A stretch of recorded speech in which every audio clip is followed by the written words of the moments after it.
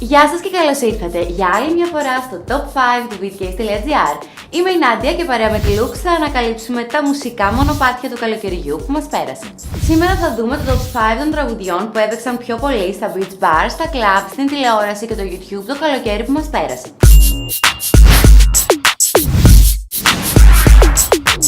Στο νούμερο 5 συναντάμε μια νέα και ανερχόμενη στάρ της παγκόσμιας μουσικής βιομηχανίας, τη γνωστή πια σε όλους μας Ariana Grande. Το τραγούδι της Problem με την Iggy Azalea και τον Big Sean καρφώθηκε στην κορυφή των charts από την πρώτη μέρα της κυκλοφορίας τους και μας έκανε να ξεχάσουμε ότι η μικροσκοπική Ariana ήταν κάποτε ένα κοριτσάκι που έπαιζε σε σειρές για παιδιά. Προσωπικά το υπεραγαπώ.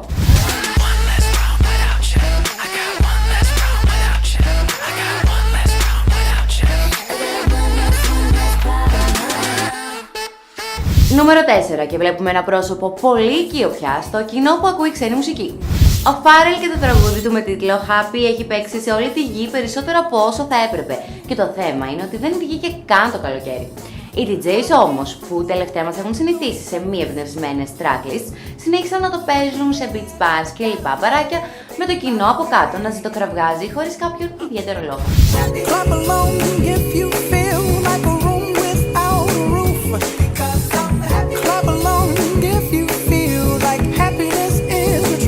Ο Jason Derulo είναι ένα από τα πρόσωπα του καλοκαιριού αφού μετά την επιτυχία του Talk Dirty κυκλοφόρησε το Weekly σε συνεργασία με τον Snoop Dogg, κάνοντας το συγκεκριμένο κομμάτι να κολλήσει στο μυαλό όλων των Ελλήνων λόγω του επαναλαμβανόμενου στίχου που σε βάζει στον απαραίτητο ρυθμό να χορέψεις. Wiggle, wiggle, wiggle. Wiggle, wiggle, wiggle. Wiggle, wiggle, wiggle. Just a little bit of... Στο νούμερο 2, ο Calvin Harris μας ξεσήκωσε και κυκλοφόρησε το Summer, κάνοντας τη μελωδία του να κυκλοφορεί ακόμα στο μυαλό μας. Ο γοητευτικός Σκοτσέζος παραγωγός δεν συνέθεσε μόνο το τραγούδι, αλλά το τραγούδισε κιόλας, δίνοντας μια ξεχωριστή και νοσταλγική νότα στο κομμάτι που όταν θα ακούμε το χειμώνα θα μας ταξιδεύει πίσω στις διακοπές.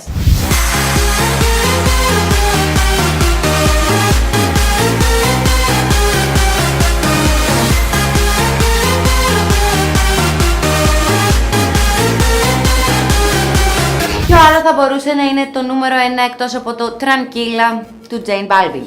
Στην Ελλάδα δεν έγινε κατευθείαν τεράστια επιτυχία, ευτυχώς. Αλλά η συνεργασία του στα Mad Video Music Awards με την Ελένη Φουρέιρα και η μετατροπή του σε κριτικό τραγούδι με τον εφάνταστο τίτλο Τραγίλα το αποθέωσαν. Σας υπενθυμίζουμε ότι το τραγούδι κυκλοφόρησε 2 χρόνια πριν, αλλά τώρα το γνωρίσαμε κι εμείς.